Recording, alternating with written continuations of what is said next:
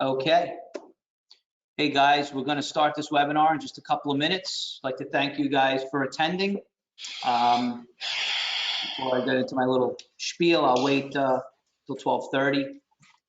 In the meantime, just as an update,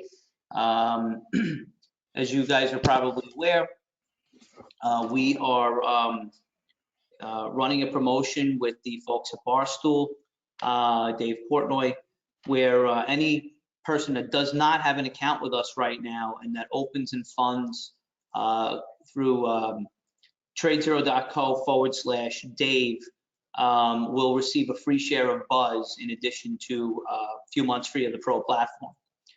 So ticker symbol BUZZ just started trading today.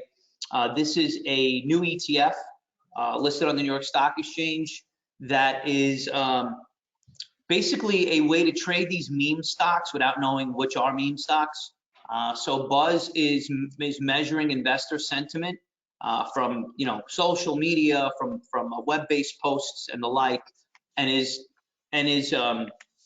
rebalanced every month with the top 75 stocks based on investor sentiment.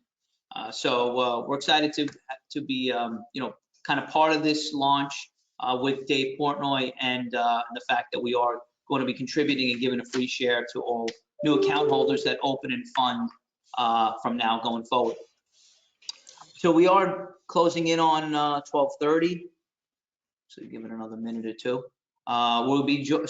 Today we will be joined by Mohammed Saidi, who is sort of my right-hand man in these things webinar, and we'll also be introducing some of our staff, some of the guys who lead the show at TradeZero International, giving you guys a little bit of a peek behind the scenes to some of how we operate and some of the folks that are really behind a lot of the decision making and the day-to-day operations of TradeZero International. Okay, so we see some more folks coming on. This is a new technology, by the way. We've been typically using Zoom for these webinars. Zoom has just gotten prohibitively expensive, being totally transparent. And we've now switched to GoToMeeting, about half the price. So we are just kind of getting our feet under us with all how this works. And so hopefully for the next webinar, we'll have the countdown timer there, viewable for a webinar prior to it starting. But for today, we're at 12:30. And I would like to take this opportunity to thank you for coming. This is a sort of behind the scenes webinar, as well as an introduction to some of my right-hand people, if you will, in the Bahamas, Ms. Kay Briggs and Mr. Scymont Fountain. Kay Briggs has been with us since May of 2017. She's not only a rock star, she is a friend and a great person. I've had the pleasure and the opportunity to get to know her and some of her family over the last 4 years. And it's been a fun, wild ride, I have to say. And I think Kay will back me up on that. But really, Kay started off with us as someone who was really had her hands deep into the compliance world. She spent a lot of time at some pretty large institutions in that capacity. So she really started with us as an assistant to our chief compliance officer, who has since passed away. But just really through her hard work, through her dedication to just being ever present and all-knowing with things TradeZero, she has ascended into the role of our CEO. So it's a real sort of homegrown success story that we're going to look to dive into and pick her brain a little bit. And then we will also be speaking to a newer hire and someone that I actually haven't met yet personally. It is on my one of my top to-do lists. Is Mr. Scymont Fountain. He took over for the gentleman L. Sidney Saunders, who's since passed. But Mr. Fountain comes to us from the regulatory environment. He was working over at the Securities Commission of the Bahamas prior to joining us. So he really hit the ground running with us. He was obviously intimately familiar with many of the securities laws and the intricacies of differences between U.S. and the Bahamas and whatnot, and helping us to really navigate that in an effective and compliant way, while also allowing us to conduct business. So we always appreciate that from a compliance person. So to get started, Kay, how's your day going? You look fabulous, by the way. Thank you, Daniel. Good afternoon, everyone. The day is progressing quite nicely. Great. It is.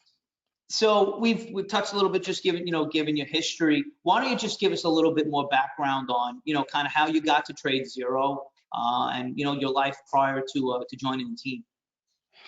Okay. Prior to joining TradeZero, first I must start off by saying that I've been in the financial services industry for in excess of 30 years. So I've not worked in any other industry other than the one that I'm in.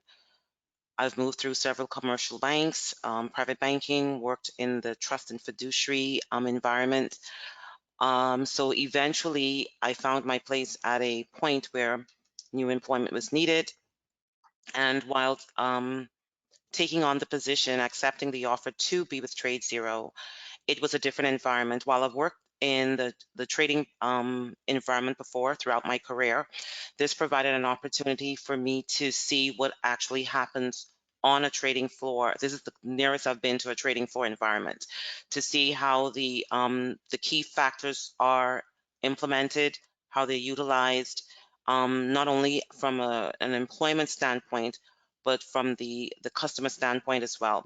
So my journey has been quite progressive in that every area that I've worked in, I've acquired knowledge and experience on the job and through acquiring designations and certifications to validate my work experience and the roles that I've operated in. Cool, great. And so to your point about TradeZero being maybe a little bit different, I think that maybe you want to just give a little explanation to that. I think I kind of know where you're alluding to with that, but just in your own words, Mhm. what that exactly means. What does what exactly mean? That the work environment was a little bit different Okay. when you All joined. right, sure, sure. Okay. So, being a part of a private banking environment that's dealing with clients that hold a portfolio with various security instruments. So you're talking about structured products, you're talking about bonds, your equities, futures, options. So managing those portfolios on a day-to-day, along with the clients having a preferred banking portfolio. There were clients that they operated with trust services, trading Mhm. services, and banking services. So that was quite complex in the way that we would have handled those clients. So it became my role was more diversified. I had access to a lot more information in terms of what the client needs were because it was more involved.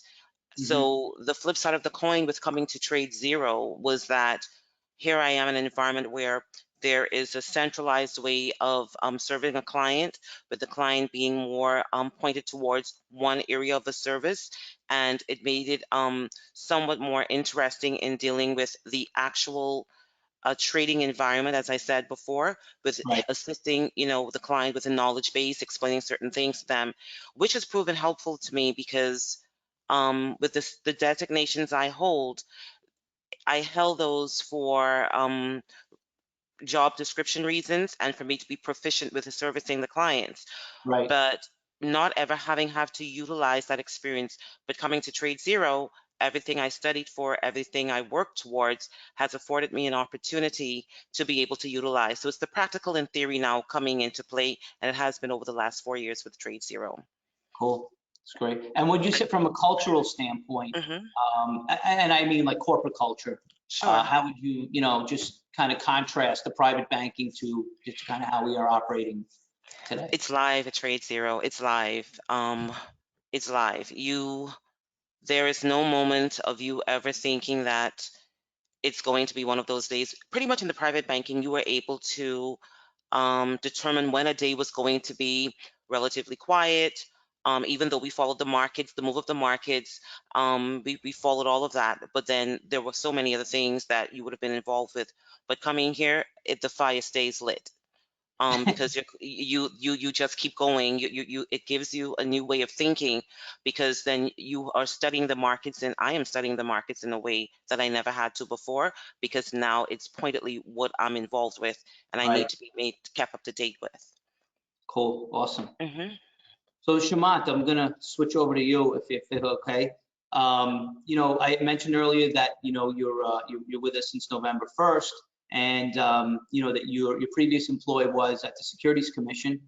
So I guess same question. If you want to just give a little bit of your background, and then maybe talk about kind of the nuances of work, of kind of coming on the other side of the fence, if you will, Yeah, and how that's kind of what that's meant for you.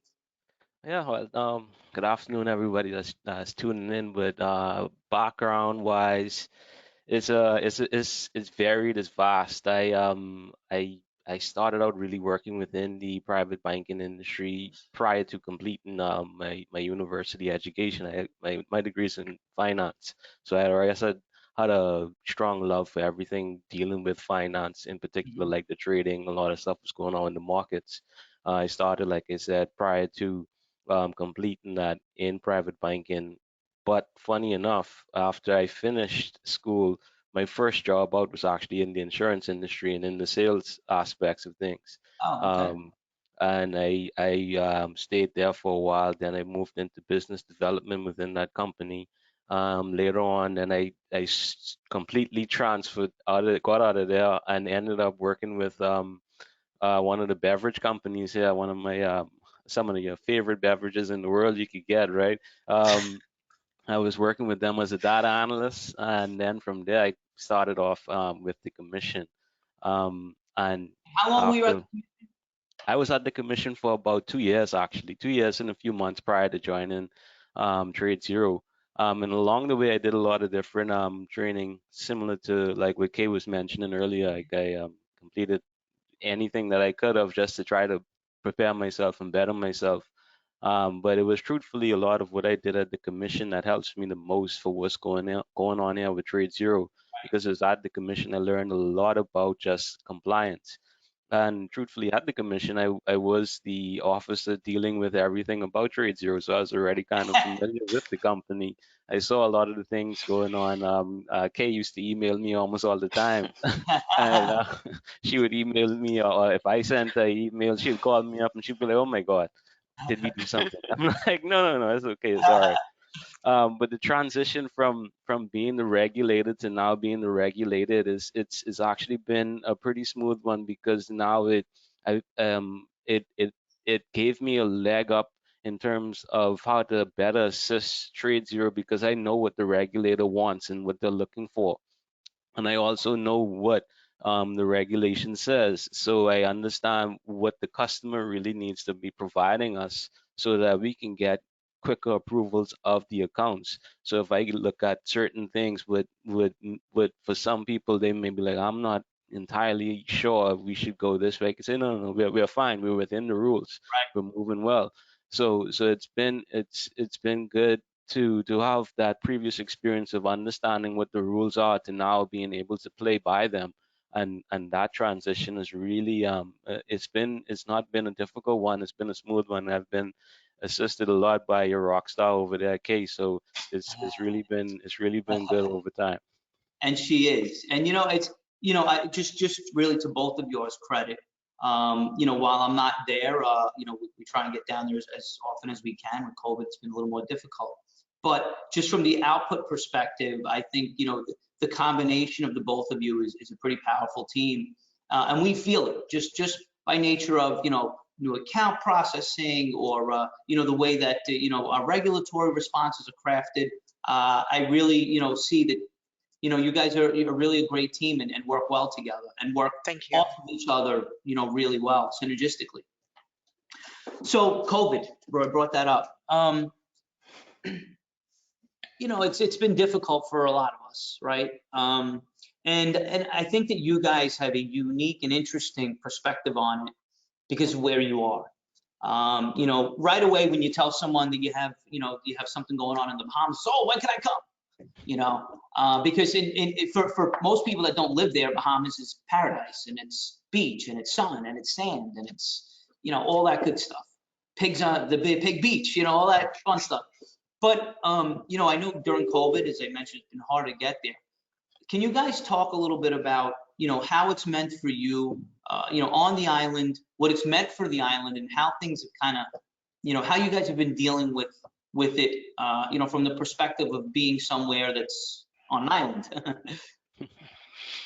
Um, we've certainly felt the pangs of the conditions under COVID-19. We were, as beautiful as paradise is, there was a reality of what was happening globally, and I think everyone holds an appreciation for how it seriously impacted the economy here in the Bahamas, because we welcomed the tourists to our shores, and the trickling effect of that would have been the dwindling tourist numbers would have affected businesses everywhere here.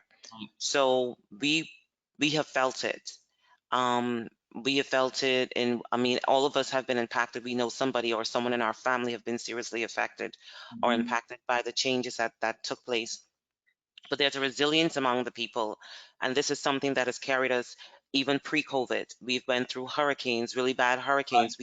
We've had islands that have been flattened. People have lost everything. Lives have been lost, but we are still here viable, and we're still here strong, and we're still here positive, and we're using that same outlook to propel us through the ongoing and remaining conditions of COVID-19. So we are very positive and extremely hopeful that in time, what was once seen as extreme beauty will be seen even more so, not only in the natural resources, but from the people that take care of the natural resources. We have seen so many businesses started here. So many people have put their shoulders to the wheel, and they've decided to turn the economy around locally by creating businesses, starting up jobs, even with construction and the real estate industry. So it's all across the islands. I can't just say New Providence, that we're seeing a turnaround. So we're working towards fueling the economy as a people, just to make sure that we can go on. And it's beautiful here still. Um, Despite all that we've gone through, I think there's a heavy positive spirit that can be doused among the people here, because we just know that hard times come, but we were built to outlast them, and we will. Beautiful, beautiful. And to your point, I mean, I had the opportunity to come down for a little bit in December, and it definitely felt different. But the staff, the smiles, the all around pleasant nature of being around you guys, it's just like it's palpable. And coming from New York City, where that it's fewer and further between, if you will, it's refreshing. So to your point, I think that there's a lot that gets spoken about the beaches and the sand, but the people really are, they have the will, the spirit of life, and really awesome spirits to be around. Thank you. Scymont, how about for you? It's you kind of joined us. I don't want to say the tail end of it, but it's when things are shutting down again in the winter. Talk to me about a little bit about how you've dealt with it, and and the like. Well, COVID is really it's really taught the lesson just of trying to be adaptable and really having to be adaptable. It brought out that great skill within a lot of us. Prior to this, everybody was really used to just going to work, going in, being in the office, being around people, feeding off the energy of people, just by being around them, having a laugh at them when the day gets tough. But COVID sent everyone home. And even started to that, it shut down and closed up a lot of our beaches here, and it shut down a lot of the liquor stores as well. And oh, that was just terrible. But overall, it was just a real process of just how well can you adjust, how well can you adapt, can you move when things move, or are you going to be rigid and sit back and just um, just try to rage against everything and say, hey, this is who I am and that's who I'm going to be. And COVID just brought out that great skill of adaptability in all of us, and we just learn, and we're continuing to learn from it every single day, which is the benefit, I guess, of this whole situation. But Yeah. it has been tough. It definitely has not been the most of fun. Like we still can't go out at night beyond 10 p.m. here. Oh, really? Um, It's still there, huh? yeah, it's still there. I Yes. had the pleasure of going to the U.S. over in Tampa.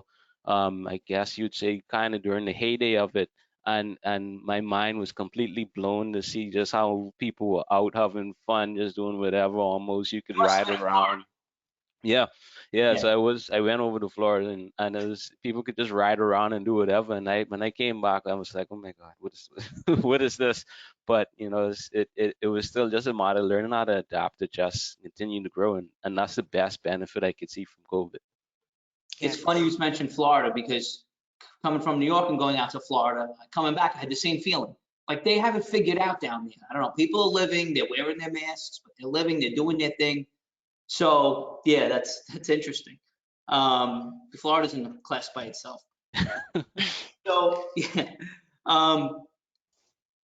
I wanted to talk a little bit about technology. We've obviously we're a very tech heavy enterprise. Our whole business is facilitated with technology and allowing people to interact with the markets via our platforms. If you can just talk a little bit about the role that technology has played, in your day to day and how you've kind of approached what you do with TradeZero. Well, I'll take it on first, and I'll just let Kay take it on afterwards. But tech has really it's changed so many things. One of the key things that tech really has done, it's very simple, very small. I think a lot of people wouldn't even realize it, but just the mere fact that you can sign documents electronically, and that can still count as a valid document. That goes a long way. Yeah. A lot of what we do is based on our agreements with the clients, which is, which is found in the actual applications. And that even goes back to the laws, which are contract laws. And the only way you could actually really make contracts with people is either orally or by signing a document. So Mm. even just something as simple as that is great. Outside of that, the tech environment is really a matter of just being able to learn how to move fluidly. It helped the business just to continually pick up. You can open up your phone. You can actually create your applications, submit everything that you need. All the simple stuff that we in compliance really look for, like you can keep all of those documents in your phone and then go on your phone, open up an account with TradeZero, and then not too long after that, you could actually start to fund your account just by wiring your funds in, and then you could start trading. It all of this you wouldn't have to move anywhere to really get a lot of this done. All you Right. need is a good Wi-Fi connection, and this is That's just right. the beauty of how tech has really expanded things. Previously, it would have been you had to, go into a bank, um, actually bring your funds in there up until the point they had wire transfers, signed documents. All those documents had to be vetted. All those documents had to be reviewed, and then they'll call you back and say, hey, your account is approved, and you can do Right. this, and you can now do that. And you have to call in to say, hey, do this and do that. But just nowadays you can literally just start to look at stories on your phone, start to see what's actually moving. Like how they had the GameStop running, they like, oh, you could just sit there, look at it, hey, something's going on here, let me close this out, go into the app, start trading. It's just a beautiful thing. That's just what technology provides. A lot of streamlining, a lot of instant access type stuff, which incidentally you bring up a good point, talking about streamlining. We will be streamlining our new account application process coming very soon. Just kind of chopping it down a little bit, making it a little bit more easy, a little bit more intuitive. This is coming in the very near future. Kay, same question. Tech in the workplace, tech at TradeZero. I don't think I would be amiss in saying that TradeZero was ahead of everything. Uh, just the business model and the operation of the business, we were there, and that was a saving grace during when we went on lockdowns, where there was no more people to people or face to face contact. Everything about the business was technologically inspired to for an ease of business for clients, not knowing what 2020 was about to bring. And it's not to say that other businesses did not prepare a plan. Nothing could have prepared any of us for what's True. happened over 2020, but a very good technological platform, and one that is proven and tested, and ours were, is really instrumental with the longevity of the business. As Scymont mentioned, the completion of applications, the funding process, our being able to connect with our clients, our being able to speak with each other. Our clients never lost a moment of being connected with us 100% because right. of exceptional technology. They It was didn't, I mean, I guess outside of knowing that, I'm sorry? no, go, I'm sorry. Okay. I mean, outside of everyone knowing or not knowing that there was a global pandemic, our clients received the same one-on-one service. They received the same level of service. We were there for them from the market open to the market close, and then even before and after that, nothing stopped. And I think TradeZero was strategically prepared even beyond what we can admit to say that we were prepared. I think we just realized how viable the business was, how credible the business was. COVID-19 conditions brought that awareness to us because of a really good technological program. Yeah, I totally agree wholeheartedly. I mean, I remember sitting here and watching then President Trump at the time saying, "Oh yeah, go home for 2 weeks." That was almost a year ago now at this point, and many Yes, people are yes, still home. So yeah, it's. yes, yes. I am beyond amazed, and not just us, but I mean, a lot of firms navigated this as well too. But I think we did a Mhm. great job of it, and it was, from to your point, right? The clients who were interacting with us, had they also not known a global pandemic was going on, they would just assume that we were operating as normally from the office, not in our Yes, basements and in our living rooms, and yes. it's being so disparate where the feel of it for the customer and the end user, I think, was seamless. So I think that's a great point. Mhm. And yeah, and a testament to kind of how things, the technology that rely on, and also that how important these things are, and without them, that wouldn't have been able to have happened. So yeah, it's definitely played a huge role in kind of all aspects of what we're doing, and more so during this pandemic. Couple of other points I wanted to go over. Mhm. As I mentioned, Kay, you started as as assistant to the compliance officer, and you've kind of climbed the ladder with the company. We've seen, the leadership qualities in you that were always there. But can you just talk a little bit about, being a leader at the company, and what some of maybe the trials of doing that, and some of the real great parts about being, the person in charge there. Okay. Being in charge or having full oversight of the operation here, Mm-hmm. it requires you have to be humble. You must be humble.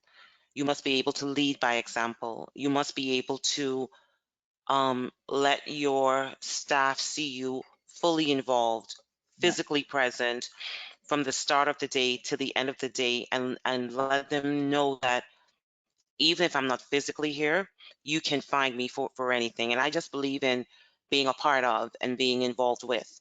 It has been my previous experiences through mentorship, and one of the points that's raised in the slight edge that, and I think it was in chapter 13 where they talk about having keen mentorship. And for me, I have always had that. I've always been led by supervisors and managers who believe I want you to see me first, and I'm going to be the first face you see when you walk in, the last face you see when you leave.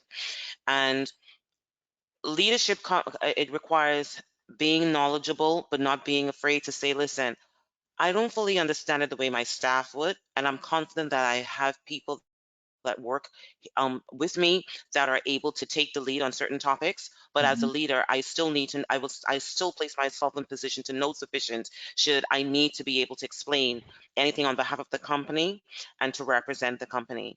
So some of the challenges that will come with leadership for me on a personal level is I've not yet learned how to shut off.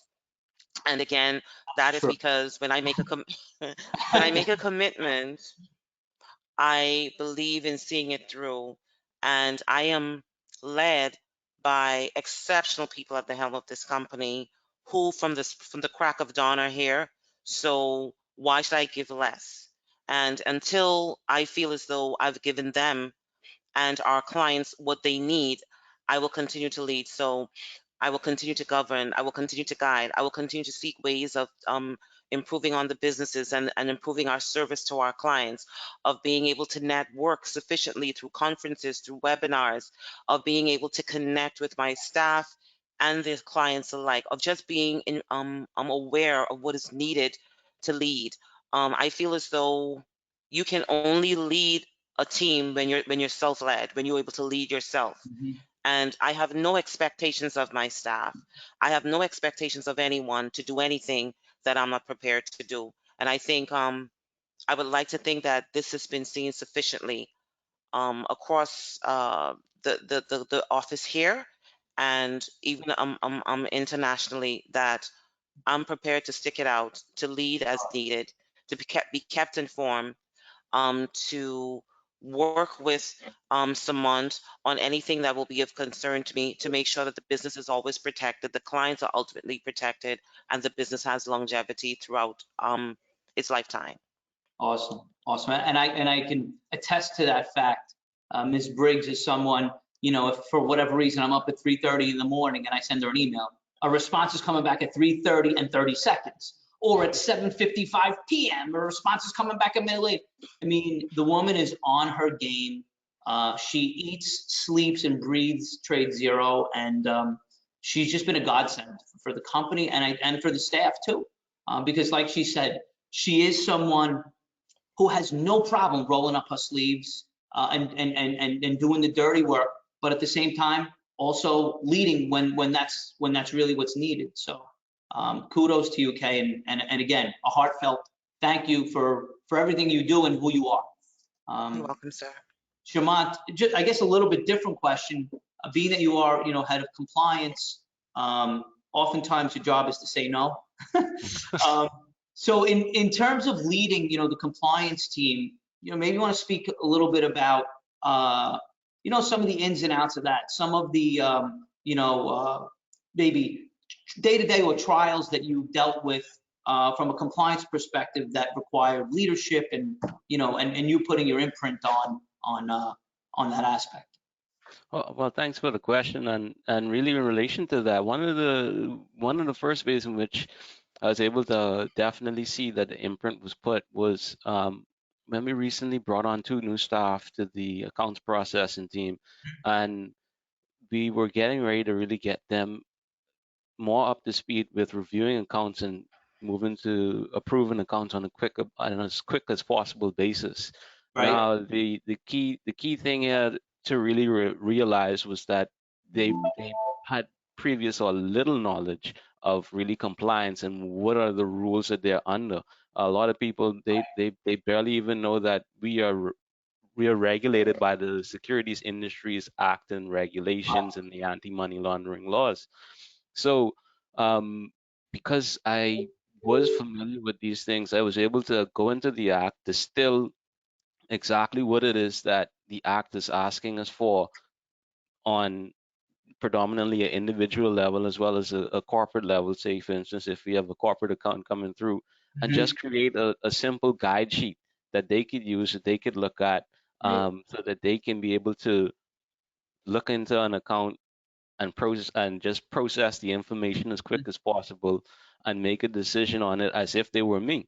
Right. And just took that information, took it upstairs, sat with them, and actually went through them on an application, showed them exactly what they should be looking for and what they should even type and say inside some of the information. And it was good because I've sat in that position before where I was trained, and it was great to now be able to relay some information over to individuals. And then later on, when we started working with some of our teams further out in the ethos of TradeZero, to be able to take that same information that I gave our staff here and provide that to staff elsewhere to let them know, hey, these are the key things that we're looking for. If you're just going through and going over accounts, try to make this as smooth and as quick a process for yourselves.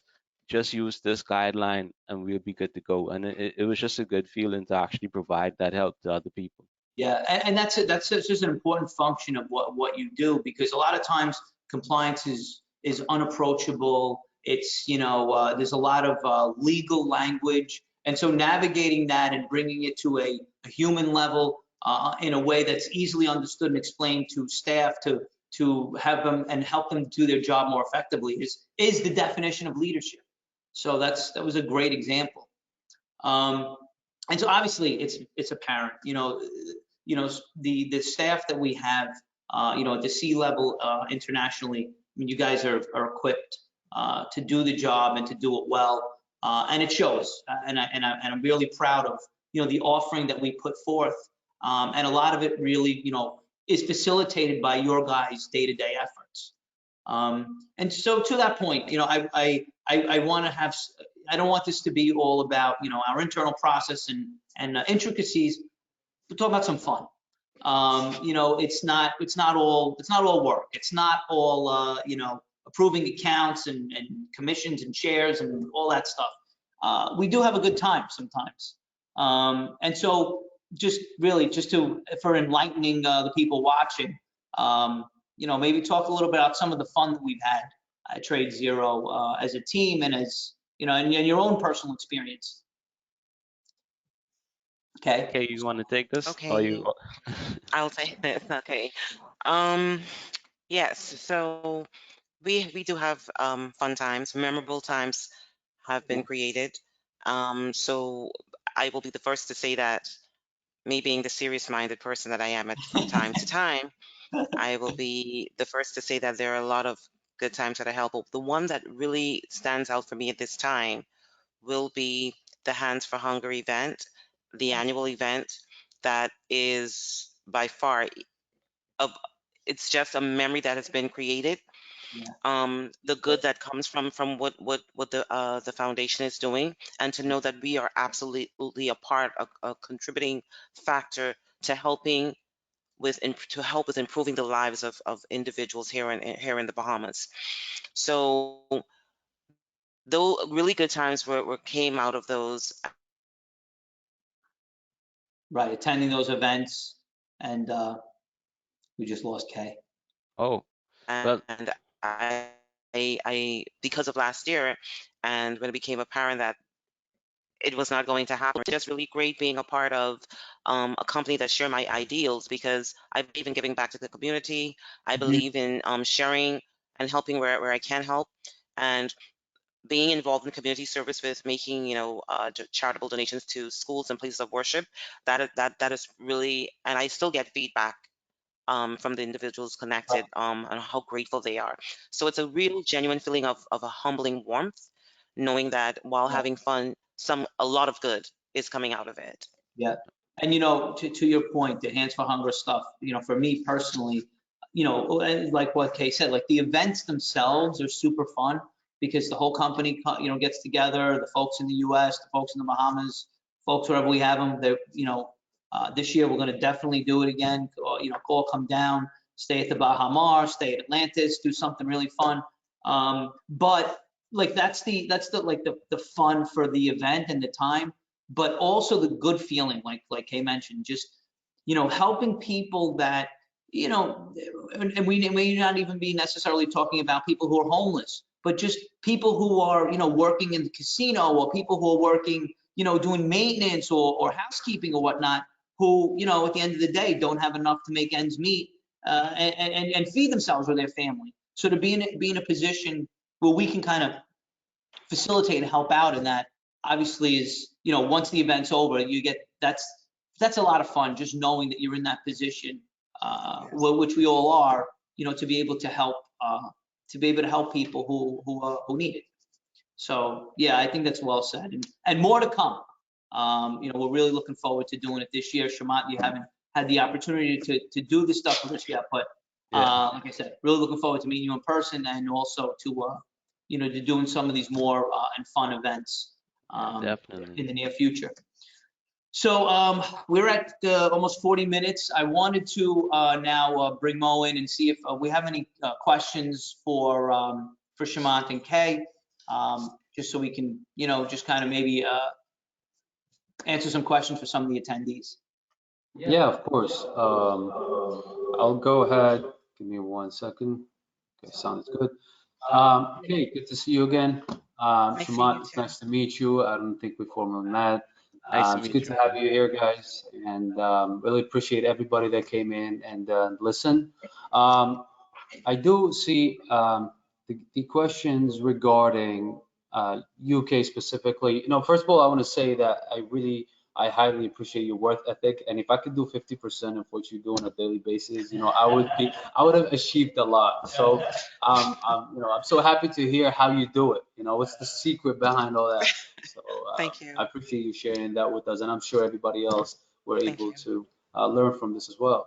And so could you tell us a little bit, like, do you know, or also this is for you, Dan, like, because a lot of people were asking about the what is TradeZero going to do to help out more? So I know you spoke about Hands for Hunger. So people want to know if there's any other organizations that we're going to be partnering up to do more help for the people, or any other associations like that. Okay, absolutely. And during the onset of COVID last year, there was an undeniable um, reality of so many people being in need. Let's remember that we were coming off of a devastating hurricane that pretty much wiped out one island in the north almost, and then a portion of another. It was just so devastating to know that on the heels of that, we were entering in an environment where we were experiencing this global pandemic, lockdowns, and people would have lost their jobs. There was so much uncertainty. And while we tried grappling with what is going to be classified as a new normal for us, the reality of a lot of lives were impacted to the point where they needed immediate relief. And what I did, I started becoming more aware of various, not so much recognized charities, but even individuals that the basic need of being able to eat every day, being able to care for their children every day, that was something that these were people that worked and were able to take care of themselves and they couldn't. So I've identified a few places that we have actually helped those institutions throughout last year. And I would like to continue doing that this year, but this time I would like for it to be more organized in terms of our being able to say this is what we're absolutely doing because we want to do this, and not to let it be a one-off of situation. But because of social distancing, we could not be so involved as we wanted to. If I'm allowed to make mention of the Thanksgiving lunch, which was greatly appreciated, the feedback was super positive. Um, that was one of the things that we did in November to feed a lot of the people that was some people. And this is something that I would like to do again this year with helping persons that are returning to schools, because we still have a lot of families that aren't able to send their kids off to school in the way that they would have in the past. And we did help some families last year, and I would want to continue with that. So those are areas I identify, and I'm going to continue looking at how best we can be involved in the community, because it's very, very important to give back. And just to add on to that, Kay, so in the US, we do some charitable work. We've done some work with hospitals and local restaurants to kind of keep them going during the pandemic. We've also started an after-school program for kids to learn coding. One of the things that Kay and I, helped out with at the end of last year was there was a school being set up, and we helped them out with some computers and whatnot. But so the model of the coding class, which we set up with some local junior high schools here, is something that we're going to want to, potentially bring and expand to on the island. It's something we really haven't talked about yet, but it's something we're already doing in the US, and we've kind of done something along those lines, assisting a school with computers or whatnot. So for me, it's we love helping. We love being in a place where we can provide people with fish. But what's even more important, more exciting, is teaching people how to fish.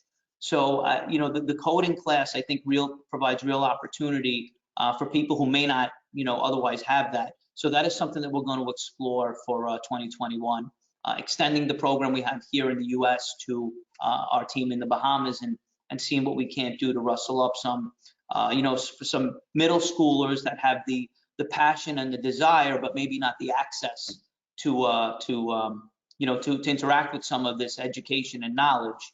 And who knows, maybe we're setting up a funnel for future developers 10 years from now. I don't know. Absolutely. But yeah, that's something that we will look into, and we will talk about expanding into offshore, because we're already doing it here.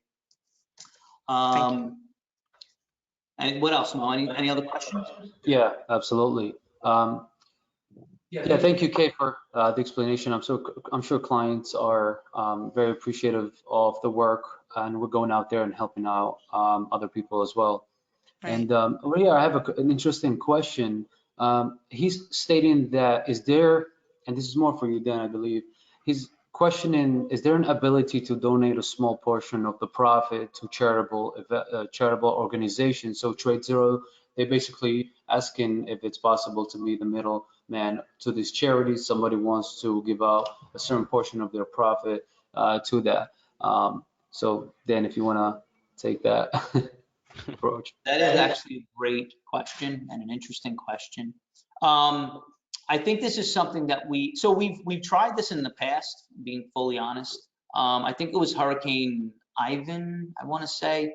It was one a few years ago in the Bahamas that it really impacted the island, really affected it.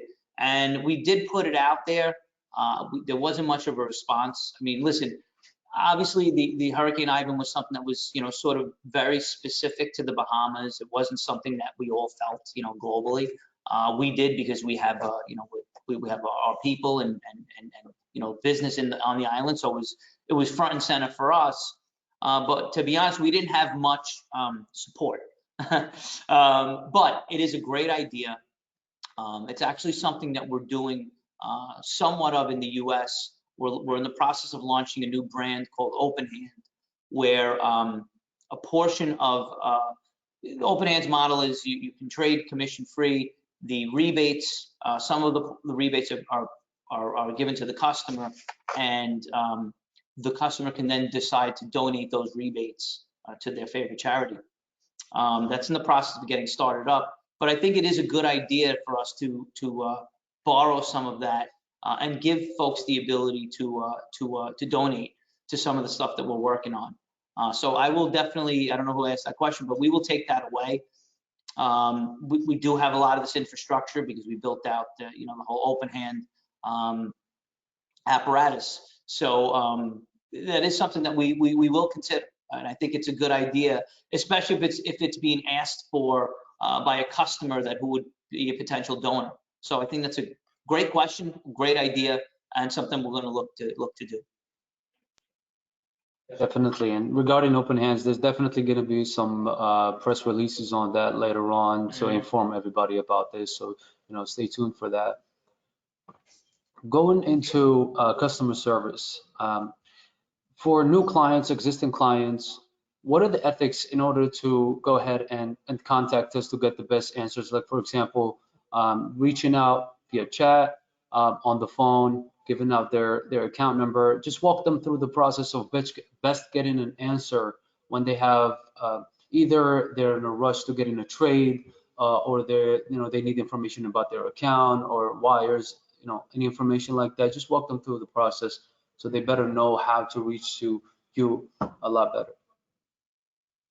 Okay. The first step, and thank you so much for that question. It's a really good question. The first point of contact, I would always encourage a client, depending is the live chat. The reason being, it serves two purposes. The client will have a record of what it is that they asked for. The responses will be documented there, and some questions will require can be referred to later on if the client has a similar scenario.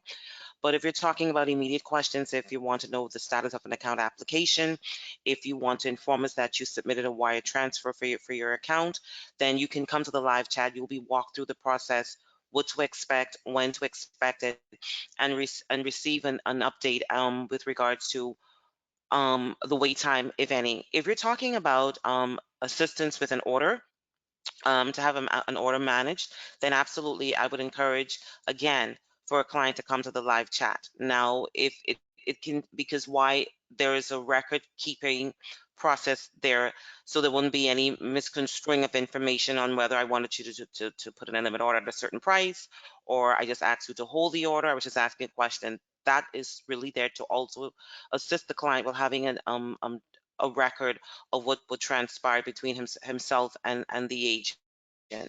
Telephone calls are always welcome because they're immediate, because sometimes people get on the phone and call a client. And sometimes in our efforts of wanting to serve our clients effectively, if we're not able to give an immediate response in the live chat, then we'll say to the client, we can contact you later on in the day with this. Would you prefer an email? Would you prefer a telephone call being made? We let the client have that option of letting us know how we would want to have the end result presented to him. So all of our telecommunication platforms are effective, but if you want to have that immediate response, the live chat is where you will go, or you can raise a ticket if it's something you just would want to have some guidance on, so that you can refer to it later. You can refer to the presenting a ticket to us, and we will respond to it. So we let the client lead us on how they would want to have a response presented to them, and we work very diligently with having immediate responses presented to them.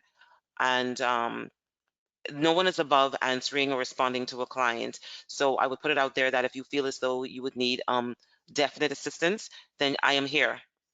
So don't be afraid to come into the live chat and ask for me. If I am immediately available, I will assist, or a response will be given that you will be gotten in contact with.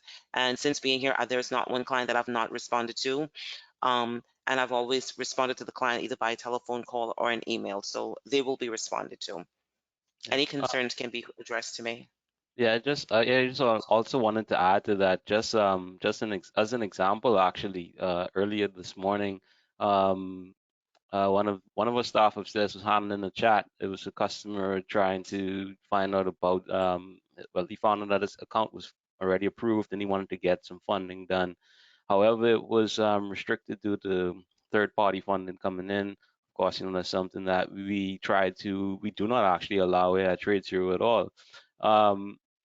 So he had submitted some information to substantiate that this was not a third party funding that actually occurred. And now, of course, that's compliance's job to verify that this is true and give them either the yes or the no.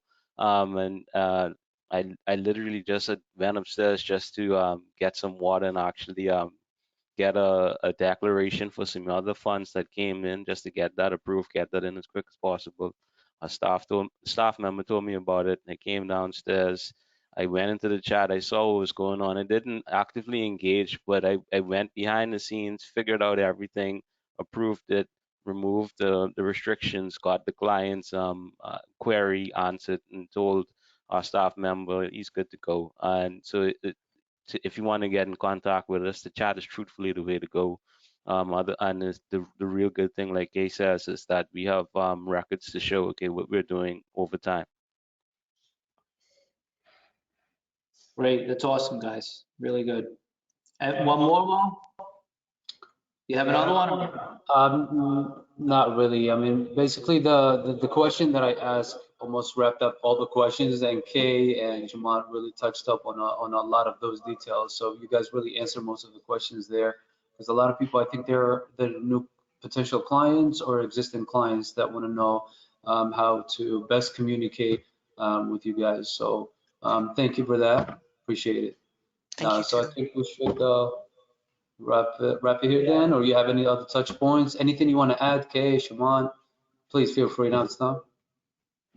For the clients that are engaged, we just wanted to say how much we appreciate having you, because we know that in the environment, there are always other business options, but we are really respectfully grateful that you chose TradeZero, and we're working diligently behind the scenes to ensure that your experiences with us are long lasting and that you are receiving the service and products that we advertise. I've been saying it since I got here. There is nothing hidden about what we do. It's all there. And if you feel as though there is something that you would want to have spoken to, feel free to ask, because we are here to serve our clients 24/7. So the purpose of this webinar was for those of us at the helm to come forward to let you know that there are physical individuals behind the scenes who are very passionate about what we offer our clients and what our clients are concerned about. And I would also like to say to our clients that if there's a suggestion you would like to have made, please feel free in presenting it to us, because we can assure you, I can assure you, that we take our clients' feedback very seriously and we look into each one of them. So we are here to serve you. We're grateful to have you, and we're looking forward to our relationship with you because you're just that important to us. So thank you for attending the webinar today, and I am respectfully grateful for having you. Yeah, though, Well said. that's really well said. And I'll just echo those sentiments and truthfully, thank you to all of our customers. We truly appreciate that you choose us. We try to make this the absolute best experience that you've had with any company that's out there trying to offer you the services that we provide. Notwithstanding that I work in the compliance field, which should be the no field. I have, like I said, previous experience in the sales and business development, so I fully understand how important it is for customers to just feel that good experience, that good customer service, and I'm proud to assist as much as I can with providing that service to our customers, and thank you so much for attending. Awesome, guys. I mean, I couldn't be more proud. And I think you get it. I mean, we care. You know, the people who are here, we care. We care about, you know, the product that we're putting out, and we care about the experience that the people who put their trust in us have. So again, guys, thank you both. I know there was a little bit of anxious anticipation for this. This is getting a little bit easier for me. That, don't get me wrong. I still get like a little pit in my stomach for, you know, 10 minutes before. But really, thank you. I can't thank you both enough for being who you are, and for, you know, for spending the time with us today in a really unscripted way, where you know, we kind of opened it up for discussion with the clients, and I think you guys both hit it out the park, as you do on a daily basis. So thank you guys, and you know, looking forward to what's next at TradeZero, and to going down and seeing you guys for sure. Oh yeah, I can't wait to come again and just, you know, Yes. have the fun again. Yeah, the beaches are open, Yes, so come on. All right, cool. Thank you. yes, they're finally Guys, open. awesome. Thank you. Have a great day, guys. Thank You you. too. Take care. Bye. Bye-bye. Likewise. Bye. Bye-bye.